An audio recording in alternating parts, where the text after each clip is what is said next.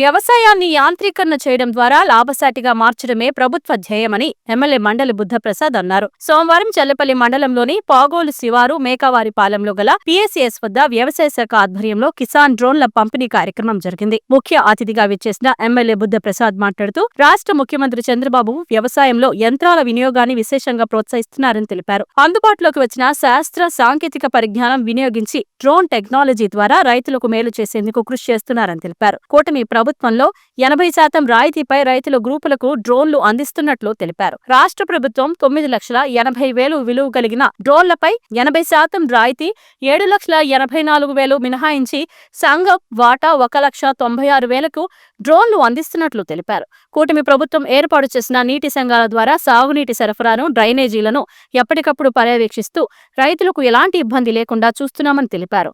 నియోజకవర్గ యువ నాయకులు మండలి వెంకట్రావు మాట్లాడుతూ డ్రోన్ల వినియోగంతో పురుగుల మందుల పిచికారీలో రైతులకు, వ్యవసాయ కార్మికులకు ఎలాంటి ఆరోగ్య సమస్యలు తలెత్తకుండా ఉండడంతో పాటు మందు పంటపై సక్రమంగా పిచికారీ జరిగి రైతులకు సత్ఫలితాలు లభిస్తాయన్నారు. ఈ సందర్భంగా గోపాలమిత్ర, ఎఫ్పిఓ సుబ్రహ్మణ్యేశ్వర గ్రూప్, విహాను గ్రూపుల సభ్యులు రైతులకు డ్రోన్లను ఎమ్మెల్యే పంపిణీ చేశారు. సొసైటీ బయట ఎమ్మెల్యే డ్రోన్ ఎగురవేసి పనితీరు పరిశీలించారు. సొసైటీలో 72వ జాతీయ సహకార వారోత్సవాలను పురస్కరించుకుని సొసైటీ చైర్మన్ గుత్తికొండ వంశీకృష్ణ ఆధ్వర్యంలో ఎమ్మెల్యే బుద్ధప్రసాద్ సహకార పథకాన్ని ఆవిష్కరించగా సొసైటీల సిబ్బంది, రైతులు గౌరవ వందనం సమర్పించారు. వ్యవసాయ శాఖ ఆధ్వర్యంలో రైతులకు ఉచిత మినుము విత్తనాల పంపిణీ కార్యక్రమాన్ని ఎమ్మెల్యే ప్రారంభించారు. అనంతరం రైతు నేస్తం పథకం ద్వారా కుంచె తులసి అనే మహిళా రైతుకు 8 లక్షల రుణం చెక్కును society chairman Vamsikrishna MLA Buddhaprasad చేతుల మీదుగా అందించారు. ఈ కార్యక్రమంలో Ghantasala market committee chairman Thota Kanakadurga, MPP Kota Vijayaradhika, AO K Muralikrishna, TDP మండల ప్రధాన కార్యదర్శి యార్లగడ్డ శ్రీనివాసరావు, ఎంపీటీసీ సభ్యులు మాలెంపాటి శ్రీనివాసరావు, పిఎస్సిఎస్ సీఈఓలు కోరకొండ శ్రీనివాసరావు, తోట కృష్ణారావు, సొసైటీ పర్సన్లు Vakkalagadda Sivaramakrishna, Chittikineni Srinivasarao, Gopalamitra farmer producer company limited company chairman Malempati Rangarao, రైతులు కొర్రపాటి వీరసింహుడు, కోగంటి వెంకటేశ్వరరావు, టీడీపీ గ్రామాధ్యక్షులు మేకా వెంకటేశ్వరరావు, సొసైటీ సిబ్బంది పెనమూడు శ్రీనివాసరావు, విఏఏలు, కూటమి నాయకులు, రైతులు పాల్గొన్నారు.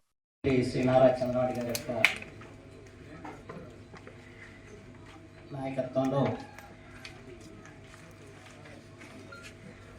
ఈ గ్రామంలో ఈ డ్రోన్లని పంపిణీ చేసే కార్యక్రమం పాల్గొనడం చాలా ఆనందంగా ఉంది. ఎందుకంటే చంద్రబాబు గారు వ్యవసాయాన్ని ఆధునీకరణ చేయాలి, యంత్రాంగ పరికరాల ద్వారా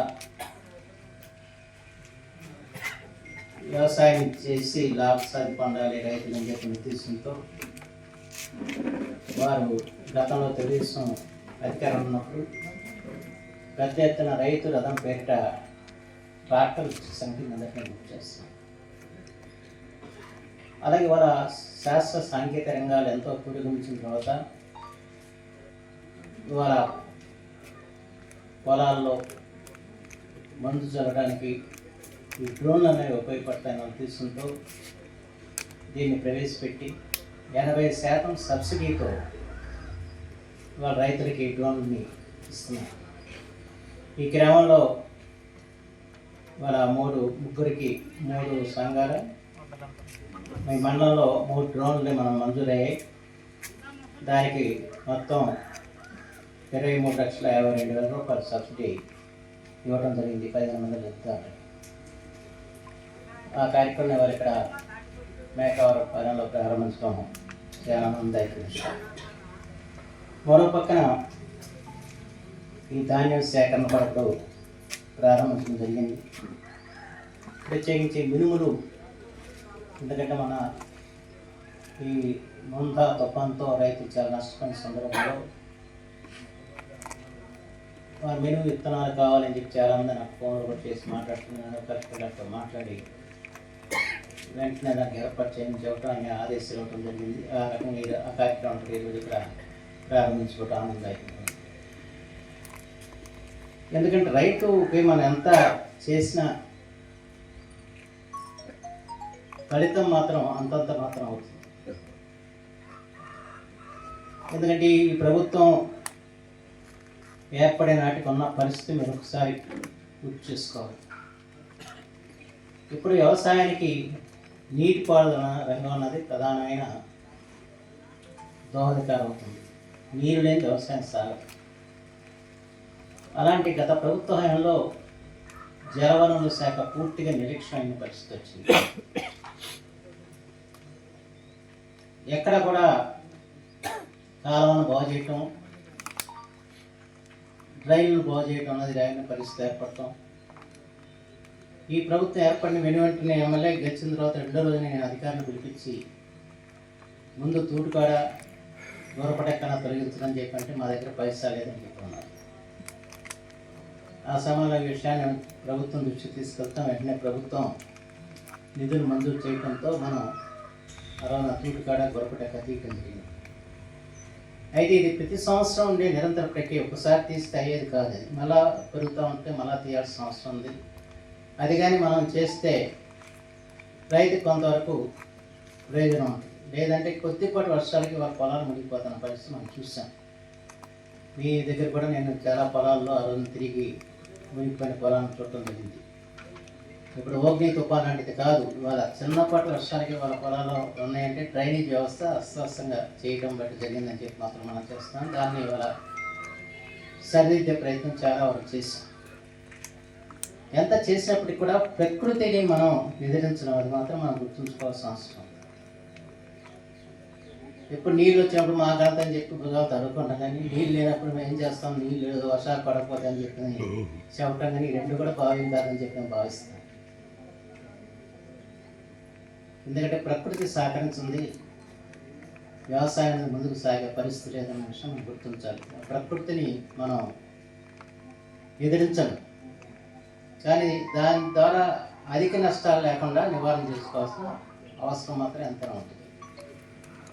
ఆ నివారణకు నష్టాల్లో జరగకుండా ఉండడానికి ప్రధానంగా ఏంటంటే డ్రైన్లు, కాలువలు సక్రమంగా వాటి నిర్వహణ ప్రతి ఏడాది చేస్తే చాలా వరకు రైతుకి లాభం చేయబడి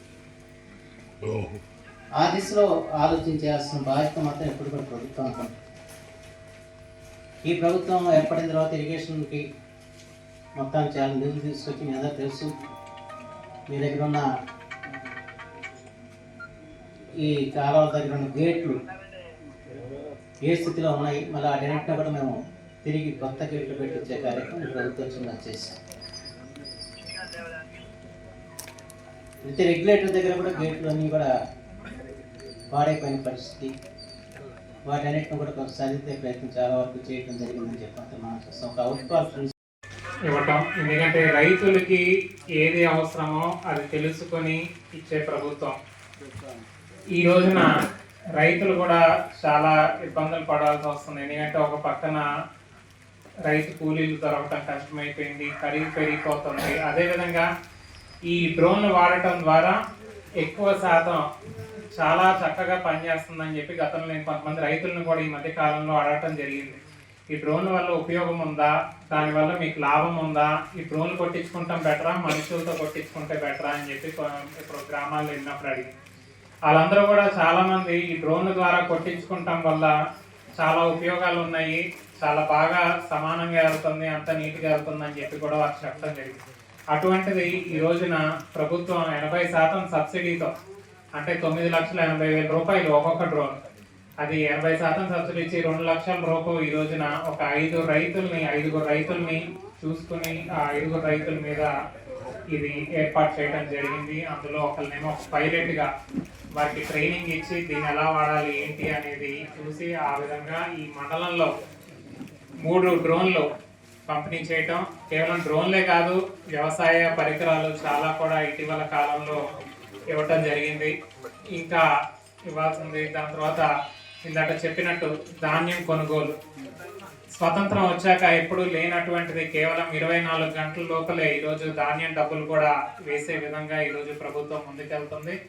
ధాన్యం ఇప్పుడు మళ్ళీ కొనుగోలు ప్రారంభం అవుతుంది కనుక దానికి తీసుకోవాల్సిన జాగ్రత్తలు ఏ విధంగా మనం చేయాలి ఏంటి అవన్నీ కూడా ఇందాక ఏవో గారు మాట్లాడి వివరించడం జరిగింది. దానికి సంబంధించిన ట్రాక్టర్లు కానీ జీపీఎస్తో అమర్చబడిన ట్రాక్టర్లు అవన్నీ ఏర్పాటు చేయటం, వాటితో పాటు ఈరోజు తేమ శాతం చూసే మెషిన్లు వచ్చినాయి.